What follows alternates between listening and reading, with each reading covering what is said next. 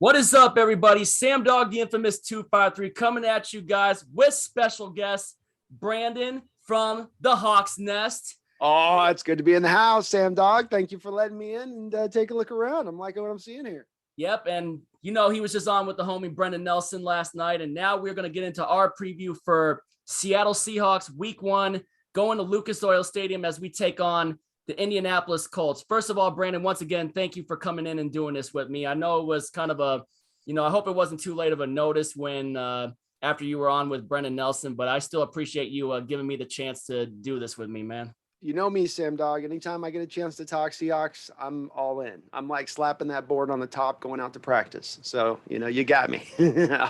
Happy to do it.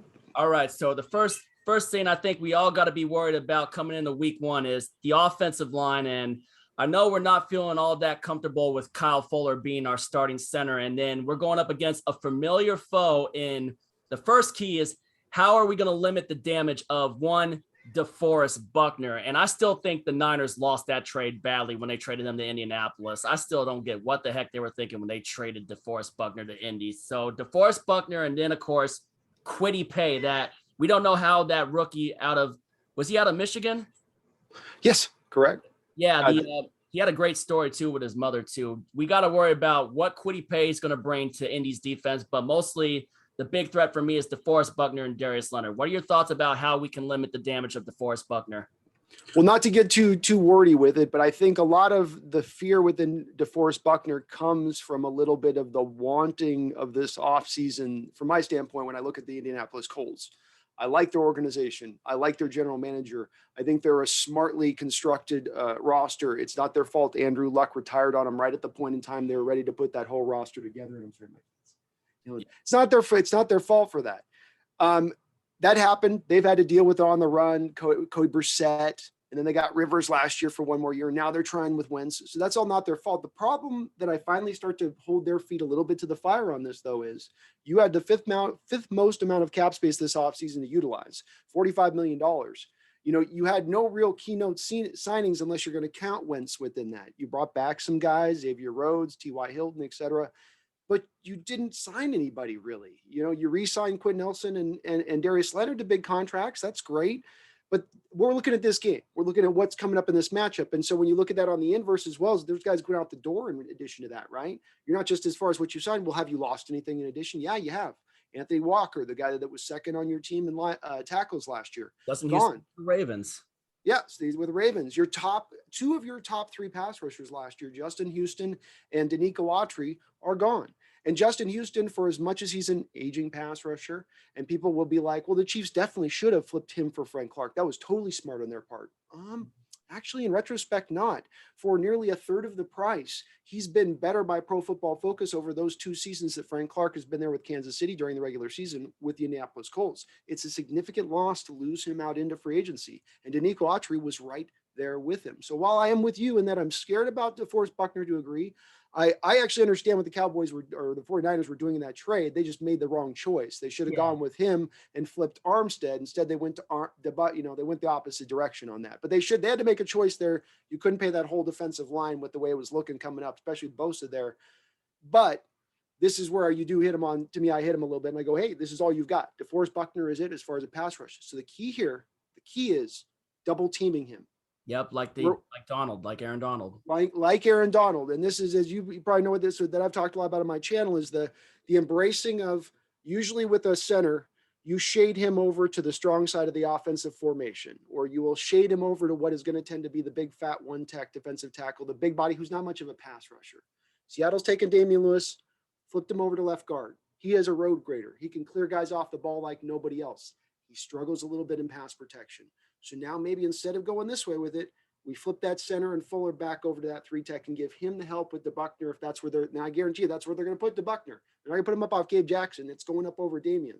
So stick that center in there, give him some help at that point, and that should be able to somewhat neutralize him to a degree, in my opinion. All right, so flip him over to Damian Lewis's side and try to do somewhat to limit the damage. Another thing going into this game, I was listening to Corbin Smith earlier on a podcast that he did earlier. I know the Colts are going in with some key injuries. I noticed that Quentin Nelson was not practicing due to not only the fact with the foot injury that he had, the same as Carson Wentz, but I also noticed that he started having back issues. So what are the chances that do we still get a chance of seeing Quentin Nelson this Sunday? Or do you think if the back issues are too serious along with the foot, that there's a chance that, and this could be a huge blow to Indy if he's not out there this Sunday? What's your thoughts on that? Well, I never count a glass-eating lineman out of it. You know, that I've referenced that with Stone Forsythe, that being one of the things that knocked him down the draft boards, was that a lot of scouts didn't see him as that type of guy. Quentin Nelson is that type of guy. The tough as nails. I'll go out there with a broken foot that's also a torn ACL, that's also a snap ligament, and I'll find a way to get on through. This guy's probably going to be a gamer. If Carson Wentz is out there, I'm sure he's looking at like, my quarterback's out there, I got to get out there too. Now the question will come down though, are you getting peak performance Quentin Nelson if he shows up on the field? Yeah, you mentioned the back, which we've known with back injuries, man, there's just certain things you can't do when that thing locks up. But the foot injury is also notable because you now haven't trained really through this week with the back injury and going back, and then you really weren't able to train much with the foot injury, having recovered from surgery and needing to probably rest it. So are you getting him at his 100% best? I'm not sure on that.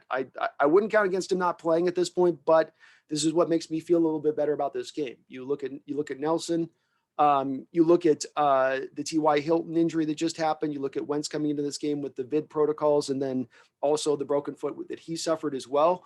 I think this is a close game, but those things give me just a little bit of an edge overall in how I feel like this is going to play out because of those factors. And then, of course, you got, like I said, I decided to pull up the share screen and pull this up. And then, of course, Xavier Rhodes is another huge one, too. I remember watching David Moore burn him on Monday Night Football when he was a Minnesota Viking, too. If he has a calf issue, but if he manages to play, how much can we see? I mean, I want to see DK Metcalf go out there possibly and just torch him. And if not, Tyler Lockett. And we get our first look, obviously, at Dwayne Eskridge, which obviously he popped up on the injury list as well. We got Eskridge with a toe issue and just not so sure about some of these injuries with Posick. I know and load management. Ryan Neal still got the oblique injury. We don't know if we'll see him. And then Carson with the neck is a little concerning too, but at least he had full participation along with Lewis and Collins and DJ Reed, and then Marquise Blair, obviously he's coming off of the Achilles, but I think this would be a huge blow if Xavier Rhodes is playing injured.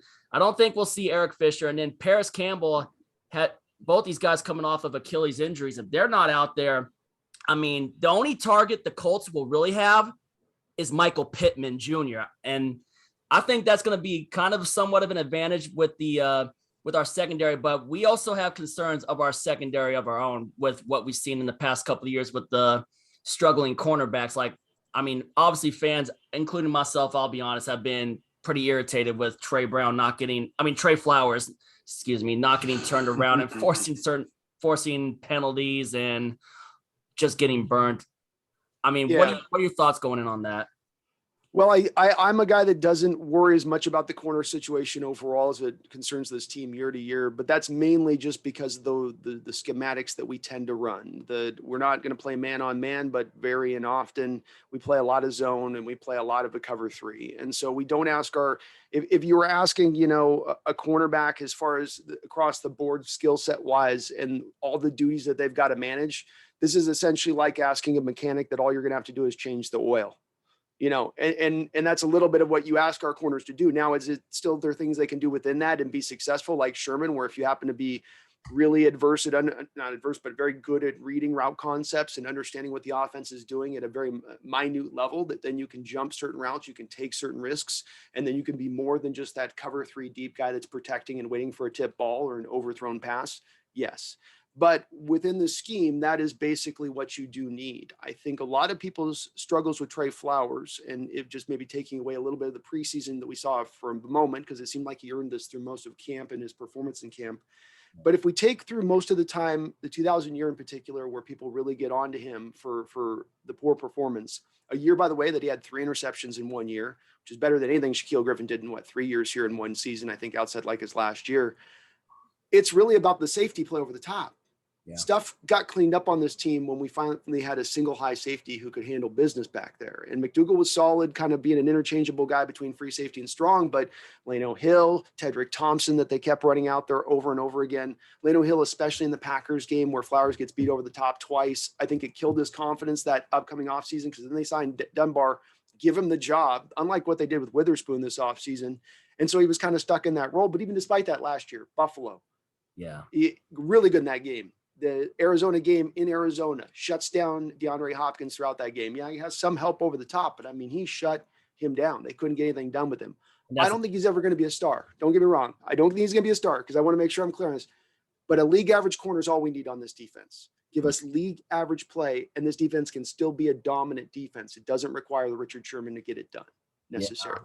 Yeah, that's true. I mean, we dealt with Trey Flowers, Shaquille Griffin. Now Shaq's obviously gone in Jacksonville. And then DJ Reed. I'm really hoping DJ Reed can make a big jump from last year when he first came in, especially when he showed his flashing against his former team when he picked off that pass going behind George Kittle. And then another one I'm anxious to see. I don't know what's going on with Trey Brown, the rookie we drafted out of Oklahoma. I'm really hoping that he can flash. But now we got to go back to, I don't know. Do you want to go back to the offense now and talk about like what we expect from Russell Wilson and now the Shane Waldron offense? Because now this is where we're going to see Waldron truly open up the playbook. Like, and my 100%. issue with Russell Wilson throughout the his biggest flaw that I've had with him is the sacks he takes, the unnecessary sacks he takes when he holds on to the ball for too long. That's always been what me and my dad talked about.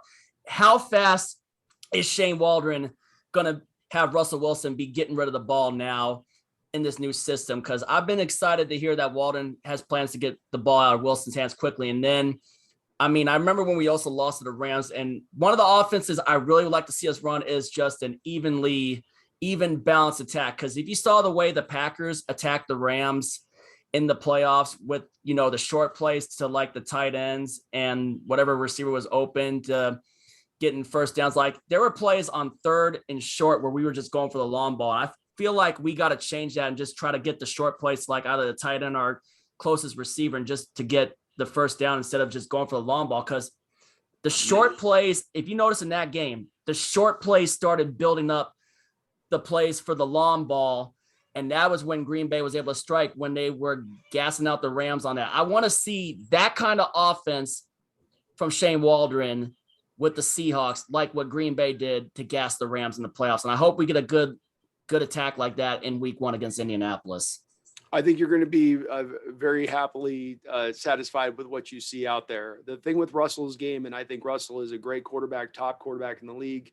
I think he does things that at a level that is great, even beyond other guys in certain attributes. But I think quarterback's an attribute given position. You could take 50 things you need to do well. There's a couple things he doesn't do quite great up until this point in his career.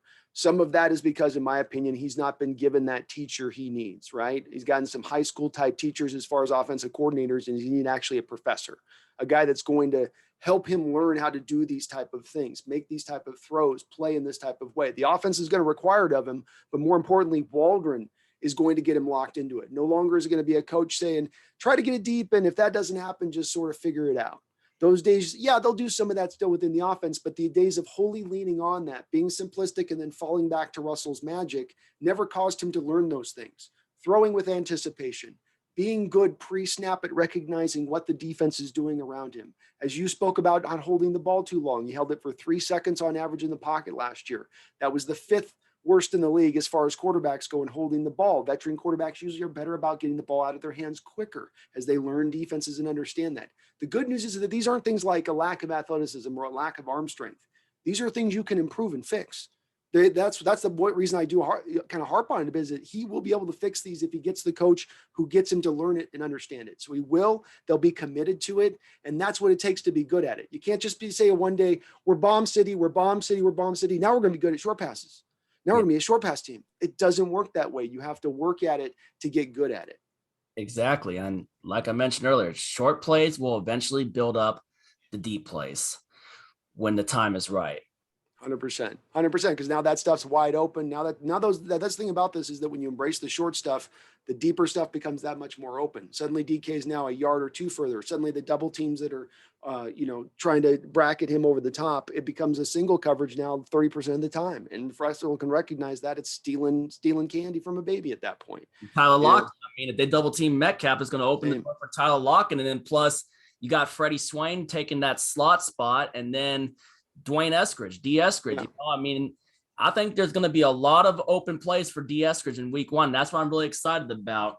But also now we got to talk defensive side. Now we got to worry about, I think the key thing going into defense is how much pressure can we get on Carson Wentz? Seahawks all time against Carson Wentz are 5-0, and that's dating back to his time in Philadelphia, obviously. And now he's on a brand new team, and we don't know what we're going to expect from Carson Wentz, even if he's not playing at 100%. But now he's reunited with Coach Frank Reich. And I remember even the last time he had Frank Reich, when we had the worst offensive line in the league, and even when Philly was at their best going in that Super Bowl run before, obviously the week before Carson Wentz got hurt, he was playing against us. And I was at this game too, and we were getting after Wentz, and he turned the ball over at least twice. One of them, you remember, Sheldon Richardson had the strip on that run he was having to the end zone, and we were able to force a touchback on that. And then he had the late interception to Byron Maxwell, which basically closed the game too. We were also getting after Carson Wentz. When you get pressure on Wentz, he makes mistakes. And how much could we possibly make that happen again is what I also am hoping for. Let me draw a picture. Let me take you back to an Eagles game from 2 years ago with Trey Flowers to give you even some optimism with Trey. Trey's lined up over there at basically left corner, and he's in a press look with Wentz at quarterback. Now, Wentz reads this as a whole shot throw to cover 2 because Seattle's running 2 safeties out. So what it looks like to Wentz is that Trey's going to give him a press, try to stop him, and then he'll have a little bit of a hole between the safety coming in and the corner being behind him. Yeah. Trey drops off at the snap from a press to a bail technique where instead of pressing, he just starts running, going straight deep, basically to like the guy's running 9 route. He goes and undercuts the route, and Wentz relies on what he's seeing pre-snap. And that turned into an interception. And in that game, you had Quandre Diggs as your single high safety, just to my point, on a good single high safety, helping in this defense to keep things cleaned up, to give those guys confidence to make that kind of play so they know they can jump around like that. They got their safety to clean things up if they do happen to have things get messed up for them. But yeah, that's how you do it with him. You force him into mistakes. He's a guy like Russell who likes to hold on to the ball a long period of time as well. That can lead to a lot of problems. He thinks he can kind of power through stuff. I think to Brendan's point from yesterday, we were talking about this. He's maybe lost a little bit of athleticism with that torn ACL and the multitude of lower leg injuries and back injuries I think he's gone through. And maybe that is not giving him quite the same dynamicism that he had when he was a little bit of a younger cat coming out. It does seem like that. The key for me with us, as far as stopping them offensively, come down to really 2 things. DeForest Buckner is kind of it for me. Xavier Rhodes is a solid corner, but he's really a guy there to beat up on small receivers. Him against DK is a little bit like Dean from Tampa Bay a couple of years ago, just getting smoke showed by DK that whole game. And he's a bigger corner. Let's not forget David Moore smoked his ass on Monday Night Football when we played Minnesota. He did. First touchdown. He's had a little bit of a career resurgence there to a tiny degree in Indianapolis. You can make a little bit of an argument that them getting to play defensively the Indianapolis Colts twice a year and getting to play Jacksonville Jaguars twice a year has kind of helped a little bit. Not to mention Tennessee's not exactly been an efficient offense. They're not an explosive offense. That's going to help your defensive numbers out a little bit. But the key comes to 2 things offensively, 1 thing defensively. To me, it's getting DeForest Buckner under control. Yep. Now, defensively, it's 2 things. Stopping the run first and foremost. Yeah, Jonathan Taylor and Marlon. Jonathan Taylor. He would have been, by the way, if you're talking about that old school Schottenheimer attack, Taylor would have been the perfect running back for that attack. Because of us, we love to hit over the center just over and over with Carson. And that's Taylor's game, is just going right up over the centers behind on inside runs all day long. So you've got to be stout inside out with this cat. And that's the key with them. The other aspect is, you mentioned Fisher. I agree. He's out. He's probably out. They signed Sam Tevy this offseason, who's a little bit tore his ACL. He's out too. So now what do you got? You've got a little bit of a hobbled Quentin Nelson, right? You've got a Ryan Kelly who's been in the bid protocols for 10 days coming into this. And now you've got the left tackle who's dead to the 3rd string. And then you freaking let Carlos Dunlap, Poona Ford, and Jamal Adams wreak havoc in the backfield on Carson Wentz if you get that pressure. Let guys wreak havoc and make Carson Wentz's life a living hell. That's what I wanted to freaking get at right there. What I want is I keep Dunlap to his other side, but what I utilize that other side was with Darrell Taylor when he comes as a Leo. Oh, yeah. And then what you utilize is you utilize Jamal on that side to blitz, and you run games all day with that third string left tackle. You get him all game confused. Is Adams coming? Is he not? Do I need to stay wide on this set? Do I've got help here on a chip? And just have him games running in his head. And you just keep doing that all game. That's to me the pathway of success. You stop the run first, force him to pass, attack that left tackle, attack really some of that, hopefully a little bit of the beaten down offensive line they're in. That's the pathway to me getting them, in my opinion. Of course, the shutting down of the best receiver they got right now is Michael Pittman Jr. So that one-on-one matchup is either going to be, hopefully will it be Trey Flowers? And then of course we got Quandre Diggs. Thank God we got his contract reworked as well, because we actually saved a bunch of cap space today with that. And Dwayne and we didn't have to sign him to the contract extension. That's the key, because you still have a pathway to Blair next year taking over. Sorry to interrupt you, but that's the good part about that. Yeah, but back to that, Michael Pittman Jr. Who's your matchup on him? Why? I think that's I was talking to you about Xavier Rhodes and like a DK being a bad matchup for him as far as, I got twice, I'm 3 inches over you. I got 15 pounds. You're relying on physicality. I've got physicality and the speed to run past you.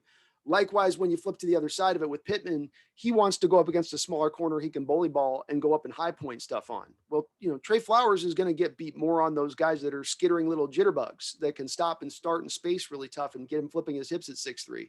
Another guy that's 6'3" should not be much of a problem for him. This is an advantageous matchup for him in that respect, I would say. I feel good about it. Yeah, I'm feeling pretty good about it, but if we are not able to get pressure on Wentz, then it could possibly be a long day. And that's one of the things I'm concerned about, is how much pressure we can get on Wentz, and can we limit the damage of Hines and Taylor and Marlon Mack. Marlon Mack's coming back from a torn ACL from last year too. So I think he's going to be a little slowed just because of that. I think, you're going to get a lot of Taylor in this game, a lot of Hines. You're probably not going to get a lot of Mack if he's even active coming to this game. And I'll tell you too, you mentioned the Eskridge thing. This is a little bit my soft prediction on this. The toe thing is going to continue to be a problem as we move forward. They did the special foot booting thing that they created in his shoe. And that usually means it's a turf toe situation, and that's going to require surgery into the off season to really fully resolve it. So you're probably going to see him up on the injury report all season long with that toe. Yeah, I just hope it's not going to be too big of a factor, because I like the flash he showed in the last preseason game against the LA Chargers. But I'll tell you, those turf toes are brutal, bro. Yeah, they're brutal. I had a friend of mine that went through it in high school on a rival team back in 2008, 2009. His name was Justin Velton. You may remember him as the guy that got blasted by Ricardo Lockett in 2013 on that. Well, there was a couple of Ricardo Lockett blasts. Which one was it? It was the one against the St. Louis Rams, and the kid was from Pure. Oh, okay. Yeah. Oh my gosh, that's brutal. I had to flash back to that one. That's poor kid. I mean, no disrespect to him. He's one of my friends too. He has a wife and kids, so hope all is going good with him. But other than that, now there's my other concern going in with our offense is not just Xavier Rhodes. I'm trying to think of the other names of the Colts secondary. You got Julian Blackman. Is that one of the other cornerbacks that we got a concern about? Is Blackman? Will he be the matchup with Metcalf? Yeah, I mean, it could. I think it's the free safety, actually. To be honest with you, I don't really get too freaked out by the corners. There's some talent there, but there's not guys that I would say are technically really proven guys. In fact, let me just double check this on the depth chart real quick to make sure I'm not talking out my behind here. But as I understand it with this and looking at this, I wasn't blown away by their names. This is a little bit of my problem with them being so inactive this offseason. Yeah, it's according to this, they've got Rock Kishin. They got Kari Willison, this strong safety. Yeah. Kenny Moore. Kenny Moore is a good nickel cornerback too. And he's still got a pretty good secondary. And I'm still not sleeping on him, because I don't want to make any mental mistakes and throw an interception, because that secondary got after it last year. And I remember, who was the one that had the one-handed interception in Vegas last year for Indy? Was that Blackman or was that Kenny Moore? That was Malik Hooker, who they lost. Oh, snap. Malik Hooker went to, trying to think where he went. The Dallas Cowboys. Oh, yeah, Dallas. Wow. So, yeah, that secondary, I think. So you see what I'm saying? Like, there's when you look through that secondary and you look at those names outside, just take Darius Leonard away, but you just look at those names in front of you right now. I mean, that TJ carries the Seahawks cast off as a backup. The frontline guys, there's nothing to them to me that is a guy that I've got to worry about or game plan for. Are they solid across the board? Yeah. Could they beat us? Do I expect this to still be a pretty close game? I do, but I don't think they have those type of game changers we're going to be running into in future weeks, that when we're looking at this game versus what we're going to run into in the future, we're going to be like, oh, though that defense was a pretty nice defense to run into to start things off, to have to work some kinks out in our offense. Yeah. That's my feeling on it. Just, I think Rock Yashin's a highly drafted second round guy, but he's not necessarily shown them a lot. A lot of those other guys, I looked at their PFF rating and stuff and looked a little bit of their bios this past week and kind of doing a little research on it. And on all of them, I didn't see anything that was there. There's nothing splashy in that. There is no Jamal Adams. There is no Quandre Diggs. You know, there is, I know we're a little bit trouble with our secondary, but frankly, DJ Reed is there, in my opinion, cornerback one if he's on that team right now. And I don't care about Xavier Rhodes in his first round, huh? I do hope Jamal Adams worked on his coverage a bit this offseason too, because that was kind of a concern last year, was his coverage. Granted, I loved him on the blitz when he got the sacks, but I want to see Jamal Adams do a little better in coverage. And maybe, hopefully, if one of our guys gets pressure, maybe he can get a pick six. Let me touch on this, because this is one of my bone picker things that I get into with the Jamal Adams coverage stuff, because I agree with you 100%. Number one, yes, he did struggle in coverage last year at the worst level of his career. But the key with struggles in coverage, and especially if you have a guy with some baseline of time that you go back on, is you look at his history and what he's done throughout the history of his career. And if it's a problem this year, then we should see it as being a problem through the totality of his career, or at least more of it in more of the seasons. He's had a bad coverage grade this year. He had a subpar. It wasn't as bad as this year. It was like a subpar coverage grade his rookie year in the league. His other 2 years, he was a dominant coverage defender. And in college, his final year in college, he was a top 3 rated defender in coverage at the safety position. So his history speaks to a guy who's actually very good in coverage. So when you start to unpack this further, what was different about last year? Well, how about you're going to a brand new scheme at the very end of training camp without any offseason or any mini camps to get yourself familiar with the scheme. And by a different scheme, you're going from a 3-4 attacking scheme to a 4-3 under read and react zone-based scheme. That is as opposite as you get across the board defensively. Then you arrive there and you get injury after injury after injury, broken fingers, pulled groin, shoulders. I mean, and then not only on top of that, the Seahawks defensive coaching staff, quite frankly, put him in positions to fail at times. The Buffalo Bills game, when do you ever remember Cam Chancellor being put on a wide receiver number 1 in coverage? I hardly remember anything like that. I just usually remember. It never happened, man. It never happened. Or how about against another team running with their slot receiver 60 yards up the field? Can you remember Cam being in a position with the slot receiver, a Julian Edelman type guy running 60 yards up the field? I don't remember that either. But you think to those big moments, Diggs getting that completion, Edelman, again, the Patriots game, getting him up the field for 60 yards, or the playoff game with Kupp, right, where he couldn't lift his shoulders because they were so broken. He's right there with Kupp. Cooper Kupp, by the way, you can make an argument, it's their number 1 wide receiver again. What is he doing out there with the number wide receiver? And my point on this is this. I know I'm being a long-winded on this, but put him in a position to succeed like you did with Cam Chancellor, i.e. running backs, tight ends. Running backs, tight ends. You put him on those, he'll be dominant like he was as a coverage defender with New York. Put him on receivers, that's going to fail. Yeah, big time. I agree with that statement right there. I mean, I remember that play against the Rams where Kupp burnt us on that play, and just you can tell the shoulders were just killing Jamal after that game in Arizona against the 49ers when the Niners were homeless, because that block that lineman put on them did something to his shoulders, and you could see it be affected in the playoff game. But just like I said, trying to get it out there the right way that I want to say it. That's all. No, that's perfectly put, man. And that's it. It's you get a guy beaten up, new scheme, misused. It's no wonder that, he's not going to necessarily show out greatly in coverage. And I think that, again, just even beyond this, look, it's just strong safeties throughout the league. Very few and far between NFL teams are going to ask their strong safety. And I'm not talking about, well, he's a box safety. Take away whatever designation you want for the guy. Strong safeties are rarely asked to cover wide receivers out on the outside. A free safety, you might. Free safety's got some of that. Quandre's got a history playing in the slot. He can do some of that. A strong safety, it's a different story. They're 2 different positions, 2 different skill sets. One's more of a run defender. One's got to be a little bit bigger to handle some of that stuff. So they can't be as good in coverage on the flip side of it. I still think he'll be good though. Running backs, tight ends, though. That's the All key right. with him. Another one we got to talk about. We didn't quite mention his name yet for Indianapolis Colts, but some of their tight ends. One of them we got to mention Mo Alley Cox, and then do they still have Jack Doyle as well?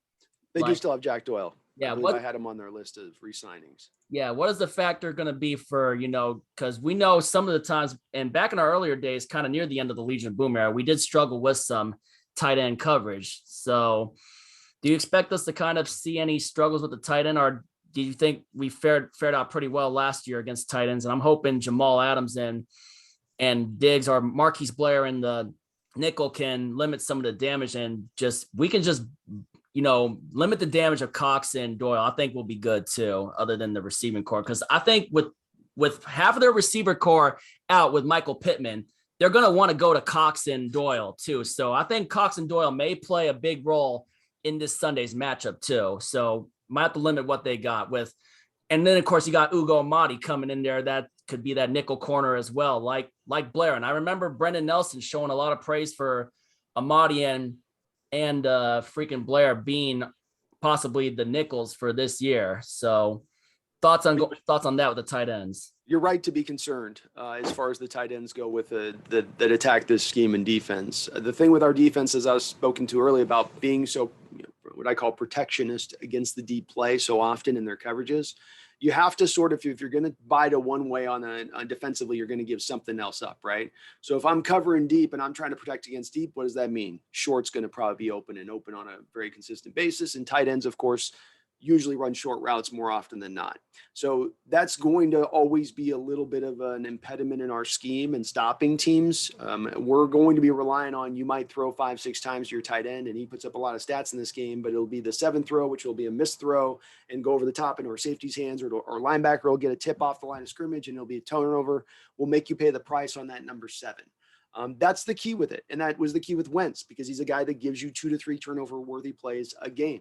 Do you turn those into turnovers and then flip that game? Or do you allow him to get away with it, steal the cheese, and then they're able to get that extra possession on you? And that's going to be where this comes down to. And that's, frankly, that's a little bit of the Carroll defense. There was his book he wrote a couple years ago. I long time read it, but within it, when he went to USC, as he was coming to USC, and USC wasn't good at this time, right? He really brought that program back up. And when he went to them, he took a statistical basis of data that was like 30 years deep of football. I mean, I'm talking going back to the 60s, and not just NFL, college, NFL, every bit. And he distilled it all down to this, where he found that at a like 75% probability rate, those teams that win these two statistics are the teams that then go on to win the football games at that 75% clip. Turnover battle? Turnover battle is my biggest pet peeve, is winning the turnover battle. That's number one for me. That's his number one, because that's, again, 75% clip rate according to this. And again, I'm talking, when you think about that, 30 years of football and all different levels, Division A, Division II, we're talking, 60,000 games worth of data. That's a lot of data you got now to get to pretty good numbers. But beyond that, the second thing was the big plays. Yep. Who wins the turnover and who wins the big plays is who is determined as the true winner at this probability rate. And so he's just playing. Carroll at the end of the day is really being a gambler here. He's playing towards those odds, but that's how he's built his defense also. That's why why do they bend but don't break? Why do they give up so many first downs? Why can't we just stop teams? Why so many third downs do they get these completions? Well, because at the heart of things at the end of the day, he's always going to want to protect against that deep ball first and foremost. Another thing I also want to touch up on before we close out is winning the time of possession battle. I think that's another big thing too, because in recent histories, we need to be able to sustain long drives with the offense. So that way our defense can be well rested to make those big plays. And I think we just need to do a better job with time of possession and just making sure that our offense can sustain long drives so our defense can get rested instead of going 3 and out. So that way the defense can't get gases. We just got to try to limit, the gassings of our defense and not let our defense get all gassed out like they have in recent history. So time of possession is going to be very critical this season for me. I think you're right. A little bit of just what'll be an interesting wrinkle to that, though, is the fact that you're really supposedly embracing this up-tempo offense, right? Like, we're going to be running this up-style offense, and the great nemesis of time of possession is going to be an up-tempo offense, because you are going to have times where there's 3 and out and you've taken 16 seconds off the clock. But to your point, if you're sustaining drives, that's not happening very often. And if you're running that type of offense that's embracing those short passing and more of moving the chains rather than everything's a whole shot, down the field, that's when you can start to get on that a little bit more and have a little more success with it. But that's where it's going to be the interest. And I don't have an answer for it. That'll be the interesting part to see what turns this year, is if running that up tempo, you're able to still keep the time of possession situation massaged appropriately, because there is a way that it can slant where, you're even putting points up on the board, but you're losing the turnover, you're losing the time of possession battle. Yeah.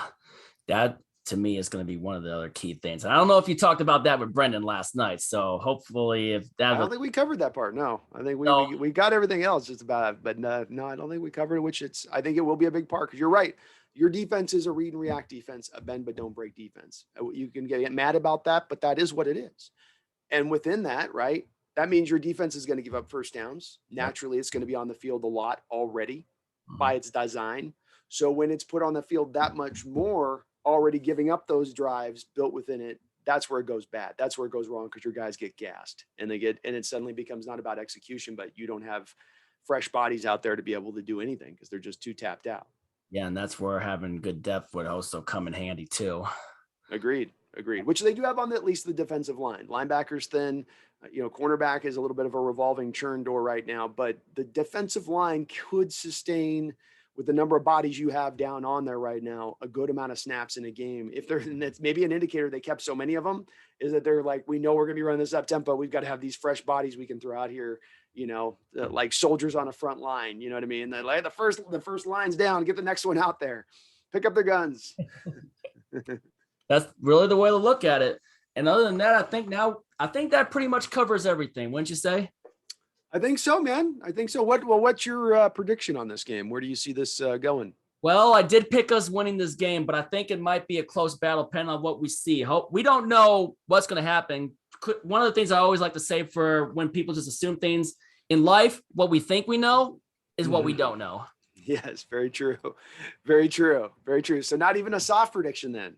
Yeah, might be a close game. I'm expecting possibly a close game, but I'm not taking this team lightly, not sleeping on them one bit. I never like to try to assume anything. I just go 1 week at a time, one game at a time, and one play at a time. Like my buddy Anish Kumar would always remind me from time to time. We just got to take it 1 game, 1 week, one play at a time. And whatever happens. I never assume records. I never assume division winners. I never assume that anybody is going to the Super Bowl. I just let it happen. That's just basically me. And I get that from my father, who I go to all the games with too. That's a good mentality to bring out. It definitely is. Well, me and Brendan both landed on the same spot. So we literally we were both 24-20 in where we looked at it. I think it's a close game. I'm not short selling them. And if it was to swing it the other way, I'm not coming into this with the confidence of like I will have when we play Jacksonville, for instance, at home, right? We're on the road. It's first game, new offense. Offense had no preseason to work out any of the kinks. They're going to have to work it out on the fly a little bit. We'll see how that goes. But I still feel like at the end of the day, we're just a bit better team. We're in a bit better position. Our defense is, I think, way better than where there is. DeForest Buckner and Leonard are the only two guys I'm taking off that team first, what we've got on our squad. So see how it goes. We'll see how it goes. I'm feeling pretty good. And thank God football's back. Thank God for that too. Gonna get ready for that kickoff game. I'm gonna have my buddy Dallas Stewart over, who I do the game picks with, and hopefully now, with this, I got a new preview buddy to do it with, and that's with you, man. Hell yeah, brother. Hell yeah. Yeah. Anyway, Sam Dog Infamous 253. Make sure you also go and subscribe to the Hawks Nest. He crossed 5K subscribers recently. I was at the bar when he did it, watching that live stream as it happened. Make sure you also, if you're also new to the channel, even from Hawks Nest, make sure you come subscribe to my channel, Sam Dog Infamous 253. Cannot wait to be back in the stadium more, getting our boys fired up by the tunnel, and hopefully we have a good season. Hopefully we can make that run and just make the playoffs. But remember, whatever happens, happens. 1 game at a time, 1 week at a time. All right. Sam Dog and the Hawks Nest signing out. If you ain't with it, you ain't infamous. And as always, go Seahawks. Go Hawks.